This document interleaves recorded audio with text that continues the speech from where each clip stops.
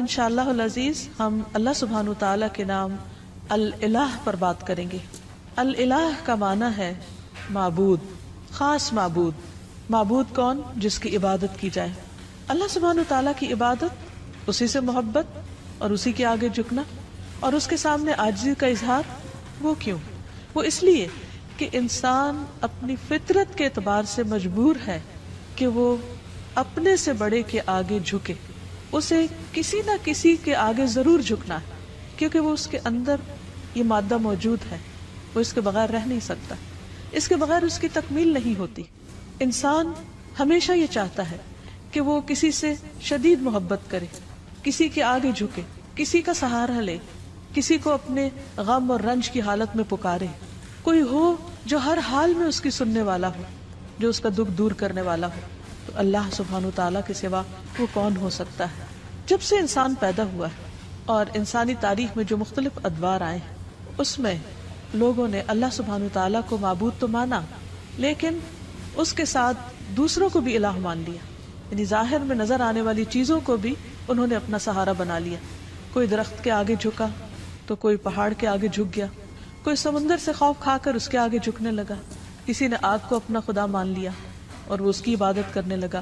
گویا جس چیز سے وہ ڈرا یا جس چیز سے وہ حیران ہوا یا جس چیز نے اس کو امپریس کیا یا انفلوئنس کیا یا جس چیز کے لیے اس کے دل کے اندر ایک خاص کیفیت پیدا ہوئی، اس نے اسی کو اپنا معبود بنا لیا۔ لیکن اللہ سبحانہ تعالیٰ فرماتے ہیں وَإِلَٰهُكُمْ إِلَٰهٌ وَاحِدٌ لَا إِلَٰهَ إِلَّا هُوَ الرَّحْمَٰنُ الرَّحِيمُ۔ سورۃ البقرہ آیت 63 ہے، اور تمہارا معبود، تمہارا الہ بس ایک ہی الہ ہے، وہ جس نے ان سب چیزوں کو پیدا کیا ہے۔ مخلوق الہ نہیں ہو سکتی۔ الہ تو وہی ہو سکتا ہے کہ جس کے سب تابع ہو، جس کے آگے پوری کائنات جھکی ہوئی ہو۔ فرمایا اس کے سوا کوئی اور معبود نہیں، وہ بے حد رحم کرنے والا، نہایت مہربان ہے۔ عربی زبان میں الہ کا لفظ اللہ سبحانہ تعالیٰ کے لیے استعمال ہوتا ہے، تو اس آیت سے پتہ ہی چلتا ہے کہ اللہ سبحانہ تعالیٰ اپنی الہیت میں منفرد ہے، یکتا ہے، اکیلا ہے، اور الوہیت کے اندر یعنی الہ ہونے کے اندر کمال علم، کمال قدرت، کمال رحمت اور کمال حکمت کے معنی پائے جاتے ہیں۔ یعنی وہی الہ ہو سکتا ہے جس کا علم کامل ہو، جس کی قدرت کامل ہو، جس کی رحمت کامل ہو، جس کی حکمت کامل ہو، اور اس میں کسی قسم کا کوئی نقص نہ پایا جاتا ہو۔ اور یہ تمام صفات صرف اور صرف اللہ سبحانہ تعالیٰ کے اندر ہی ہیں۔ اسی لیے وہی دراصل الہ ہے، وہی معبود ہے، اور وہی عبادت کے لائق ہے، عبادت کا حقدار ہے، کیونکہ کسی اور کے اندر یہ صفات اس درجے میں پائی ہی نہیں جاتی۔ تو یہ صفات اس بات کا تقاضا کرتی ہیں کہ ایک انسان اللہ ہی کو اپنا محبوب سمجھے اور انتہا درجے کی محبت صرف اسی کے ساتھ کرے، انتہا درجے میں صرف اسی کے آگے جھکے، اپنا سر اور اپنی پیشانی صرف اسی کے سامنے ٹکائے، کچھ مانگے تو صرف اسی سے مانگے، اسی کے آگے ہاتھ پھیلائے اور کسی اور کے آگے نہیں۔ سورۃ الانبیاء میں اللہ تعالیٰ فرماتے ہیں لا الہ الا انا فاعبدونی، میرے سوا کوئی معبود نہیں، لہٰذا تم میری ہی عبادت کرو، نہیں مانگو تو مجھ سے مانگو، جھکو تو میرے آگے جھکو، اس لیے کہ وہ دینے پہ قادر ہے، وہ اتنا عظیم ہے کہ اس کے آگے جھکنا انسان کے لیے باعث عزت ہے، باعث ذلت نہیں، کیونکہ انسان جب اپنے سے چھوٹی چیز کے آگے جھکتا ہے تو یہ جھکنا اس کے لیے باعث ذلت ہے۔ اسی طرح ایک سورۃ طٰہٰ میں فرمایا اننی انا اللہ لا الہ الا انا فاعبدنی، بے شک میں ہی اللہ ہوں، میرے سوا کوئی معبود نہیں، بس تم میری ہی عبادت کرو۔ اللہ سبحانہ تعالیٰ کے لیے الہ کے علاوہ رب کا بھی لفظ آتا ہے، یعنی رب بھی اللہ کے ناموں میں سے ایک نام ہے، لیکن ان دونوں میں فرق ہے۔ رب کا مطلب ہے مخلوق کو پیدا کرنے والا، اس کو رزق دینے والا، اس کا انتظام کرنے والا، لیکن الہ کا مطلب ہے جو عبادت کے مستحق ہے، یعنی جس کی عبادت کی جائے، جس کی تعظیم کی جائے، جس کے آگے عاجزی اور انکساری کا اظہار کیا جائے۔ تو عبادت حقیقت میں محبت، اطاعت، تسلیم و رضا اور تعظیم پر مبنی ہوتی ہے، اور یہ صرف الہ ہی کے لیے ہو سکتی ہے۔ تو اس میں دراصل توحید الوہیت کی طرف دعوت دی گئی ہے، اور جہاں الہ کا لفظ آیا ہے وہاں ساتھ شرک کی نفی بھی کی گئی ہے کہ لا الہ الا انت یا لا الہ इल्ला अल्लाह। फिर यह है कि अल्लाह सुब्हानहु व तआला ने अपना ये नाम खुद रखा है, इजाफत के साथ भी और उसके बगैर भी। और हकीकत यह है कि तमाम अंबिया भी इस नाम को इस्तेमाल करते रहे हैं। हम देखते हैं कि सूरत अल-बकरा में अल्लाह ताला का इरशाद है, अल्लाह ताला जब याकूब अलैहिस्सलाम की वफात का वक्त जिक्र करते हैं कि अम कुंतुम शुहदा इज़ हदर याकूब अल-मौत इज़ क़ाल लिबनीही मा तअबुदून मिन बादी। क्या तुम हाजिर थे उस वक्त जब याकूब को मौत आई, जब उसने अपने बच्चों से कहा कि मेरे बाद तुम किसकी इबादत करोगे, किसके आगे झुकोगे? तो उन्होंने क्या कहा? नअबुदु इलाहका व इलाहा आबाइका इब्राहीम व इस्माईल व इसहाक़ इलाहन वाहिदा व नहनु लहू मुस्लिमून। हम तेरे माबूद नाबुदु इलाहका, उसकी इबादत करेंगे। और यहाँ भी लफ्ज इलाह इस्तेमाल हुआ कि जब इबादत की बात है तो फिर साथ ही इलाह का लफ्ज आ जाता है कि वो खास माबूद जो इबादत का मुस्तहिक है। तो तेरे माबूद और तेरे आबा यानी इब्राहीम, इस्माइल, इसहाक, उन सब के इलाह की जो एक ही इलाह है उसकी हम सब इबादत करेंगे।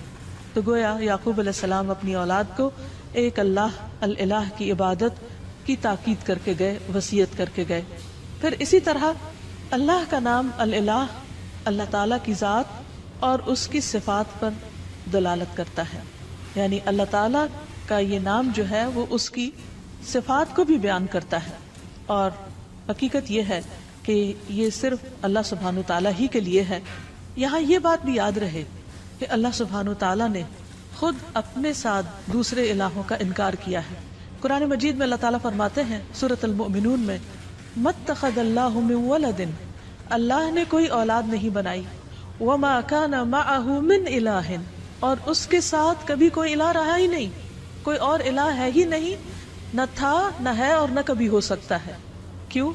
उसके लिए बहुत खूबसूरत दलील दी गई कि इदल लज़हब कुल्लु इलाहिन बिमा खलका, अगर कोई और इलाह होता तो वो जो उसने बनाया होता वो अपने साथ ले जाता, ये बाहम क्लैश भी होता। वला अला बादुहुम अला बाद, और उनमें से बास पे चढ़ाई कर देते, क्योंकि जब इख्तियारात बहुत से लोगों के एक जैसे हों तो उनमें से फिर वो दूसरों से आगे बढ़ने के लिए उनको हराने की कोशिश करेगा। सुभान अल्लाह, अल्लाह पाक है अम्मा यसिफून, उससे जो वो वस्फ बयान करते हैं अल्लाह का। यानी अल्लाह सुब्हानहु ताला के साथ कोई और इलाह हो ही नहीं सकता, क्योंकि कोई और ऐसी सिफात के लायक ही नहीं और कोई माबूद है ही नहीं। इबादत का मुस्तहिक सिर्फ अल्लाह है। तमाम अंबिया ने इसी की दावत दी है, अब्दुल्लाह मा लकुम मिन इलाहिन गैरु, अल्लाह की इबादत करो, उसके सिवा तुम्हारा कोई इलाह नहीं। वअब्दुल्लाह वला तुशरिकू बिही शैआ, और अल्लाह की इबादत करो और उसके साथ किसी को शरीक न ठहराओ, क्योंकि हमारी जिंदगी का मकसद ही इबादत है और इबादत अल्लाह का हक है। इसलिए हमें सोच समझ कर इस हक को अदा करना है। ऐसा ना हो कि हम कोशिश भी करें, मेहनत भी करें, लेकिन वो उसके यहाँ कबूल ना हो जिसने दरअसल हमें पैदा ही इस काम के लिए किया है। मुआज़ रज़ी अल्लाह अन्हु से मरवी है कि नबी सल्लल्लाहु अलैहि वसल्लम जिस गधे पर सवार थे, मैं उसके ऊपर आपके साथ पीछे बैठा हुआ था, सवारी करके कहीं जा रहे थे। उस गधे का नाम उफैर था। आपने फरमाया, ऐ मुआज़, क्या तुम्हें मालूम है कि अल्लाह ताला का हक अपने बंदों पर क्या है और बंदों का हक अल्लाह ताला पर क्या है? मैंने कहा कि अल्लाह और उसका रसूल ही ज्यादा जानते हैं।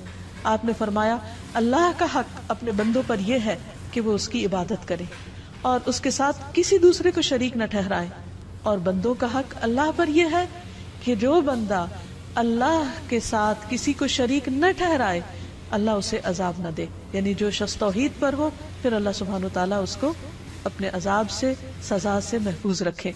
फिर यह है कि अल्लाह ताला को राजी करने के लिए जरूरी है कि हम सिर्फ उसी की इबादत करें और उसके साथ किसी को शरीक न ठहराएं और अल्लाह की रस्सी को मजबूती से थामे रखें और किसी तफरकाबाजी का शिकार न हो। फिर ये भी याद रहे कि जो शख्स अल्लाह को अपना इलाह मान लेता है वो सलामत रहता है।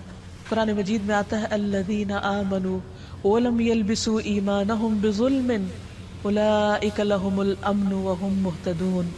जो लोग ईमान लाए फिर अपने ईमान को जुल्म यानी शिर्क से आलूदा नहीं किया, यानी अल्लाह का हक के इबादत किसी और को नहीं दिया, उसके साथ किसी और को शरीक नहीं किया इबादत में, यही लोग क़यामत के दिन अमन में रहेंगे और दुनिया और आखिरत में यही लोग हिदायत याफ्ता होंगे।